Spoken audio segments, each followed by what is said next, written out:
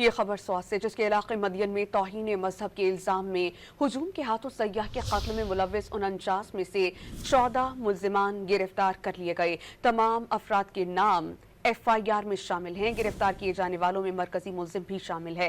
इस पर हम बात करेंगे डॉन न्यूज़ के चीफ रिपोर्टर सनाउल्लाह खान से। सनाउल्लाह खान, बताइएगा क्या इत्तलात सामने आई हैं और क्या इन तमाम मुल्जिमान ने एतराफ़ जुर्म किया?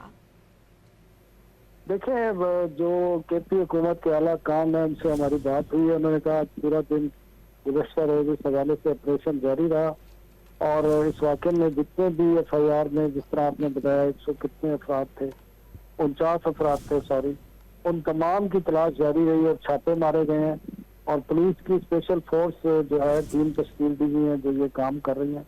इसमें से 14 अफराद की तस्दीक की है कि उनको गिरफ्तार कर लिया गया है और उसमें मेन अक्यूज भी शामिल है। और इस वाक़े में आपको याद होगा कि सियालकोट के सयाह को एक कुरान पाक की तौहीन के इल्जाम में हलाक किया गया था और फिर उनको उनकी मैयत को जला दिया गया था। तो इस वाक़े पर जो KP हुकूमत है वो पूरी तरह इसकी निगरानी की जा रही है। वज़ीर आला खुद इसकी निगरानी कर रहे हैं। सनाउल्लाह खान, बहुत शुक्रिया, आप हमें अपडेट कर रहे थे।